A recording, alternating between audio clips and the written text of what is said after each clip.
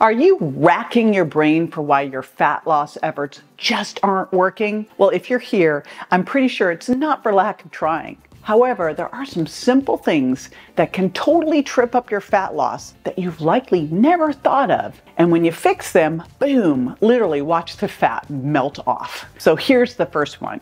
You're not getting enough protein, especially when you're doing caloric restriction. And there are 3 reasons this creates a big problem for you. Number 1, of course, you know, to lose fat, you gotta be in caloric restriction. Now, you can burn fat when you're not in caloric restriction, but it's not necessarily gonna be your body fat. So what trips up caloric restriction? Hunger, right? I mean, if you're hungry, all bets are off. Well, that's where protein comes to the rescue, because protein is the most satisfying of all of the 3 macronutrients. And it does 2 different things. It satisfies those cravings, but it also is satiating for your hunger. And when I did my 7-day Eat Protein First challenge, these were the 2 biggest things people told me. They just weren't hungry anymore. Now, to be in caloric restriction means that you have to take in less than you burn, right? Protein is huge for this as well, because protein is the most thermic macronutrient. So when you eat protein, it takes about 20 to 30% of the total calories of protein just to be used in the assimilation and digestion. So when you swap out some carbs or fat for protein,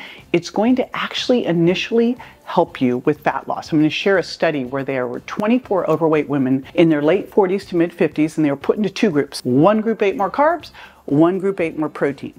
The protein group consumed 125 grams of protein a day, and the carb group consumed about 68 grams of protein per day. And fat and calories were the same in each group. So isocaloric, 10 weeks. Both groups lost weight, but there were 2 big differences. In the carb group, there was more ups and downs in blood sugar after eating. In the protein group, they actually lost more weight and they lost more fat than muscle. They were able to hold on to more muscle. And that's a huge important thing, not only for helping your body composition, but helping after you lose weight to better maintain it. And that's the 3rd problem that eating protein fixes. It helps you prevent muscle loss while you're trying to lose fat. And again, if you're trying to avoid metabolic adaptation, that thing you heard about with the Biggest Loser study where people had lower metabolism after weight loss, protein can help fix that. The big fix here is eat protein first. And for your best choices, you can go to my protein cheat sheet, and that's at jjvirgin.com/protein cheat sheet. Next mistake, reducing your activity level. Now here's the thing,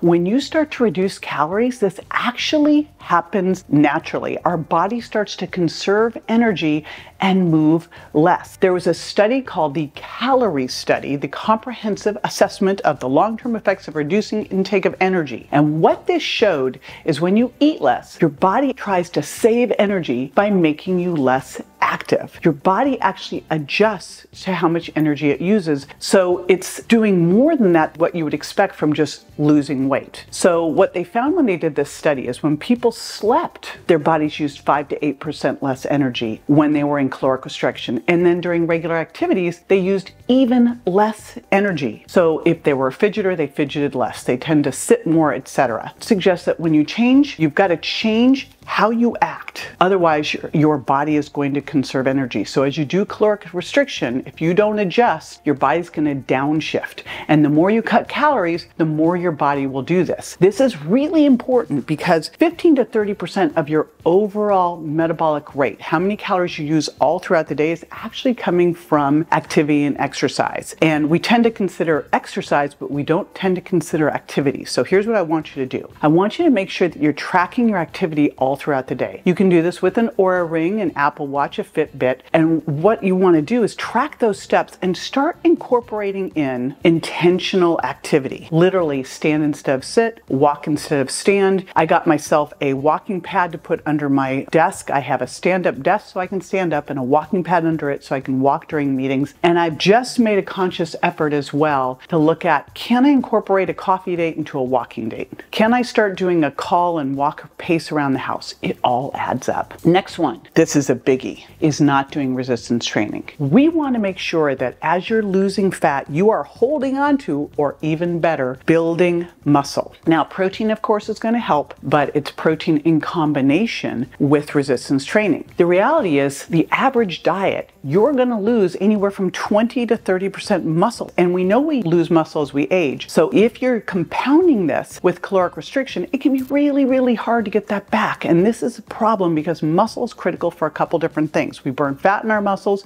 This is the first place we start to restore insulin sensitivity. Again, that's going to help us burn fat more. And muscle is your metabolic Spanx. Remember, it holds everything in tighter and it requires more energy to be on your body to do that muscle protein turnover. So we want to make sure that we're holding on to or building muscle as much as possible. So again, resistance training for the win, 2 to 3 times a week. Here's another one you probably never considered, and that is dehydration. Now, we know that first week you go on caloric restriction, it seems like you're like, wow, I just lost a lot of weight. But of course, a lot of that is some fluid adaptation, especially if you dropped a lot of carbohydrates. So you're going to lose some water during initial weight loss. What we want to do after that is make sure we're tracking your water intake by using a bioimpedance scale and using your Cronometer app. Track your fluid intake, but also track your total body water on a bioimpedance scale and make sure you're getting in at least half an ounce per pound of body weight. So if you weigh 150 pounds, that's 75 ounces, and then add half an ounce to an ounce for every minute of exercise. And I also like to add in electrolytes here as well. Now, here's the thing. If you are even mildly dehydrated, I got this from Dr. Rick Johnson. It's on my Well Beyond 40 podcast interview with him. Mild dehydration can actually make you hold on to fat. Why? Because our body actually wants to make sure that we have enough water to survive, kind of like a camel. And how do we do that? We hold on to fat, because when we burn fat, we liberate water. So you've got to make sure that you've got good hydration in order for your body to be able to burn fat well. So again, track your water intake and monitor with your bioimpedance scale so that you can see your total body water. The next one is not tracking or weighing your food. Now, you might be tracking, but if you're not weighing it, that's a problem, because we tend to underestimate what we're eating. In fact, there was a study at Cornell University and they found that normal weight people underestimate what they eat by about 20% and overweight people underestimate what they eat by about 40%. There's some other sources that say it can even be closer to 50%. And I want you just to think about, imagine if you underestimated your budget by 20%, like you'd go bankrupt. So how do we fix this? Use a tracking app. I love Cronometer. It's not enough just to say, okay, I had a chicken breast. I think it was like 4 ounces. No.